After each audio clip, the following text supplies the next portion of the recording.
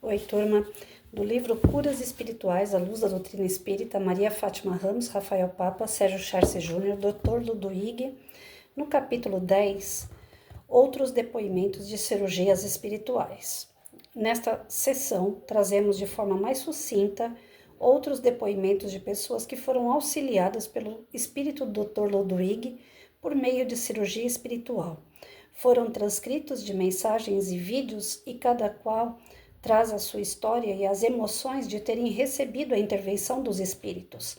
As cirurgias espirituais ocorrem todo mês em nossa casa espírita Companheiros da Luz, na cidade de Birigui, São Paulo, de forma presencial e à distância, além de também poderem ser realizadas em outras oportunidades locais a convite de instituições por todo o Brasil. Importante frisar que o atendimento é realizado de forma totalmente gratuita e informações podem ser encontradas em nosso site www.companheirosdaluz.com.br.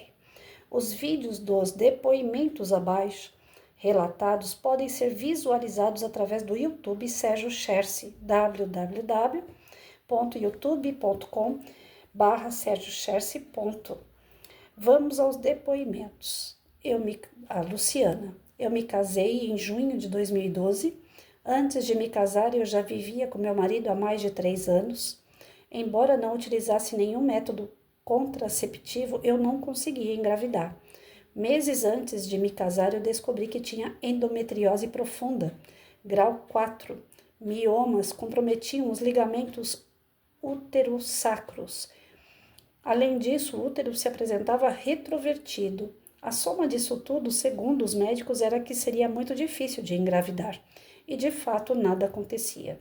O médico indicou que eu fizesse uma cirurgia e antes da convencional fiz uma espiritual. Na data estipulada, internei-me para a cirurgia convencional. Entre os exames prévios, fiz uma para visualizar como estavam as minhas trompas e detectou-se que a direita estava completamente comprometida. Então eu precisei assinar um termo que me dava ciência da situação e caso fosse detectada a necessidade durante a cirurgia, eu autorizava aos médicos o procedimento de retirada da trompa direita e do útero. Foram 3 os médicos que me operaram e um deles especialista em endometriose.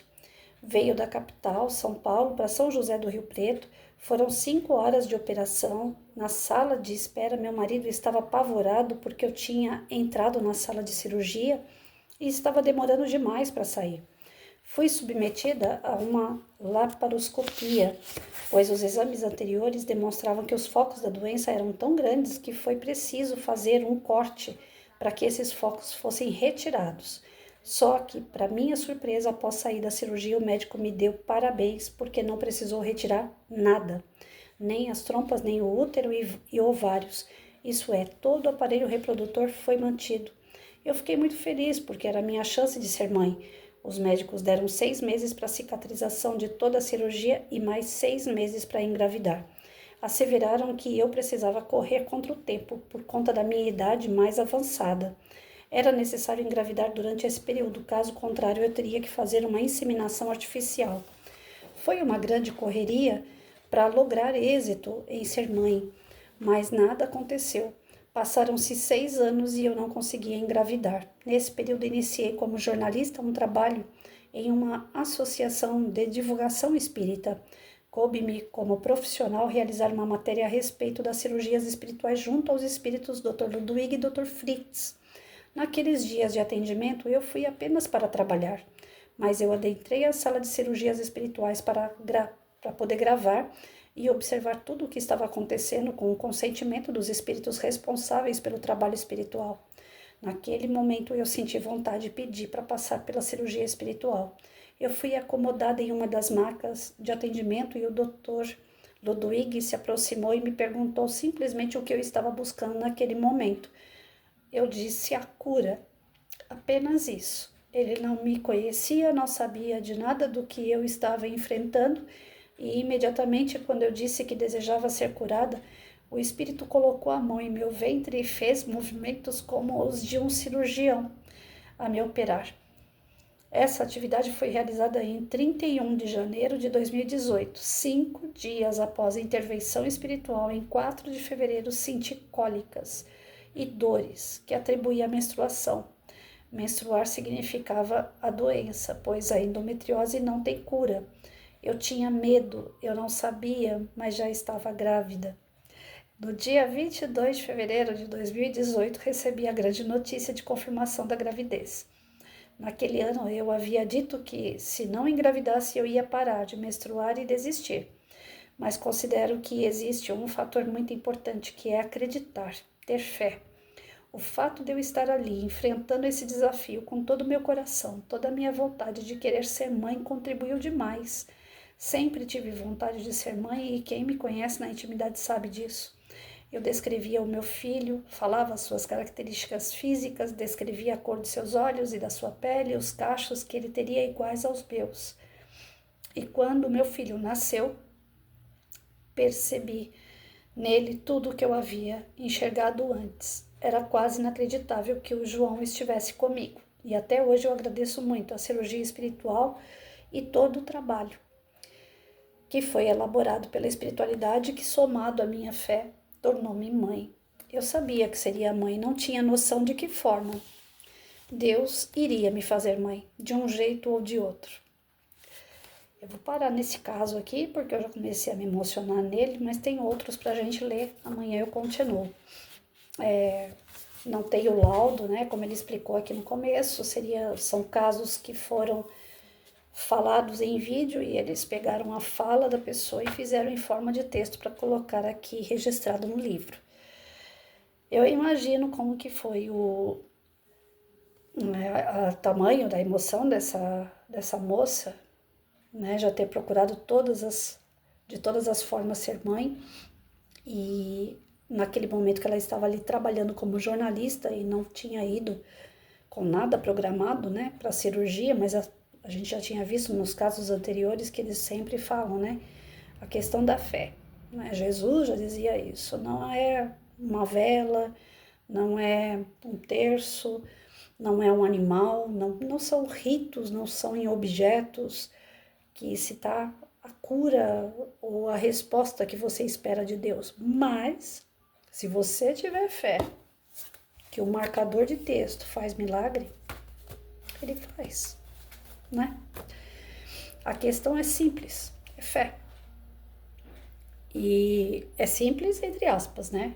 Para quem consegue movimentar esse sentimento maravilhoso que deve ser ter fé. Às vezes eu me pego como uma pessoa que tem fé. Quando alguém me pergunta se eu tenho, eu tenho. Eu tenho a minha fé, ou seja, aquilo que eu acredito. Só que ela não é do tamanho que deveria ser. A minha fé é pequena. Eu ainda sou daquele tipo que São Tomé, né? Se eu estivesse hoje do lado de Jesus, né? Eu sou muito Pedro. E ele falasse assim, vamos andar em cima das águas. Eu ia falar assim, eu não vou não, porque eu vou cair, eu vou morrer afogada, eu não sei nadar, né?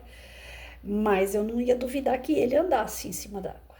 Ou seja, minha fé é nele. A minha fé é que Jesus é capaz de fazer coisas maravilhosas, mas eu não tenho essa fé que ele gostaria que a gente, todos nós, né, tenhamos, que é de fazer o que ele fazia e muito mais. Eu ainda não tenho essa potência, não. Eu queria no passado, eu quero ter essa fé. E acho que quem tá aí comigo no canal, acompanhando os vídeos, se tem algum probleminha, deve estar aí pensando junto comigo, né? Se eu tivesse essa fé que essa mulher teve, será que vai dar certo eu ir lá falar com o Dr. Ludwig? Será que vai dar certo ele fazer uma cirurgia espiritual à distância em mim?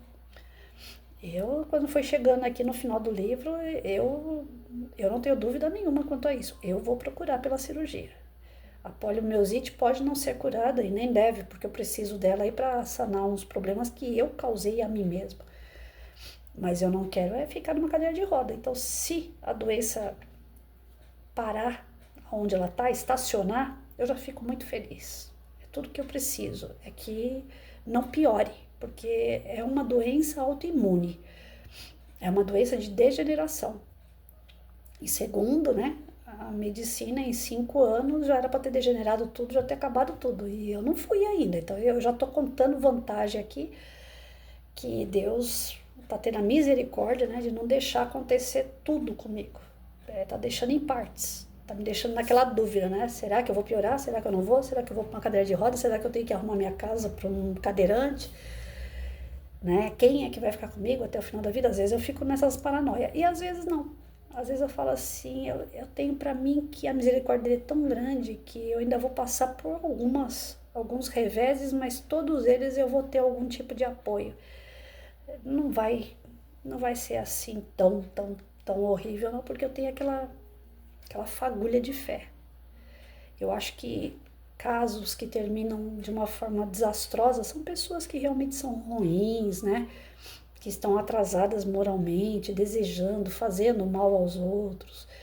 Aí eu acho que essas daí não tem para onde correr, né? O fim é triste. Mas a gente que tenta andar na linha, mesmo que a gente escorrega, levanta, tropeça, volta de novo, ele tem uma misericórdia assim, ele tem com todo mundo, mas com a gente assim, ele é um pai amoroso, ele não desampara. Então, se você está demonstrando que você quer, que você precisa, que você mudou, que você, né, se prontifica a manter um padrão vibratório de pensamentos melhores, de sentimentos melhores, de convivência melhores, então não tem o porquê de ficar doente, porque a doença ou qualquer outra situação no corpo, uma comorbidade, qualquer desequilíbrio no corpo se deve ao desequilíbrio do pensamento e do sentimento. A partir do momento que você equilibrar teu pensamento, teu sentimento, que você buscar a tua fé, que você agir para o bem, você ser uma pessoa boa, não tem necessidade de passar pelas provações. As provações são para você parar, pensar, refletir, né? Certamente uma mulher que não pode ter filho, que não consegue ter filho, certamente numa outra vida teve a oportunidade de ser mãe e de repente cometeu aborto. Então agora vem penando para poder ter um filho, né? Mas tem. Quando vem aquela fé, aquele desejo fervoroso mesmo de ser mãe, olha aí.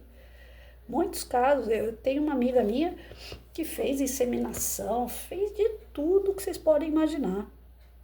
Era óvulo, eu não sei explicar direito essas coisas, mas era óvulo congelado, espermatozoide congelado.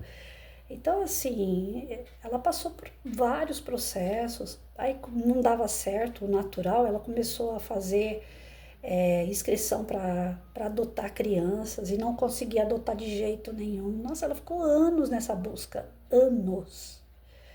Ela passou muito tempo trabalhando comigo e chegava chorando toda vez que tentava e era fracassada. E eu falava para ela, falava certamente numa outra vida ali, né, na vida passada, provavelmente você teve a oportunidade e você não quis, ou até mesmo cometeu o crime do aborto.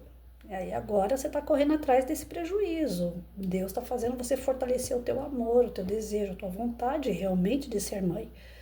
Tudo aquilo que você poderia ter dado na outra vida, você vai ter que dar em dobro agora. Chegou um dado momento que foi chamado. A filha dela é a cara dela. É o jeito dela. Ela é toda agitada, a menina também é toda agitada. É incrível. O marido, como recebeu a filha, não vê diferença nenhuma num filho de sangue ou um filho adotado. Eles têm uma família linda. Mas foram anos e anos de luta. Não chegou a fazer nada espiritual. Foi só na correria. E agora aqui não. Ela já estava com o tempo dela já esgotando. E ela queria ser mãe biológica. Então a luta dela foi louvável. E eu me emocionei muito porque, graças a Deus, graças ao Dr. Ludwig, né? Ela conseguiu. Então é isso. Quando tem que ser, é o momento que o espírito desperta, né? Quem vai buscar a cura, quem vai buscar a resolução do nosso problema somos nós. A espiritualidade vendo que a gente tem realmente força de vontade, aí ela dá uma forcinha.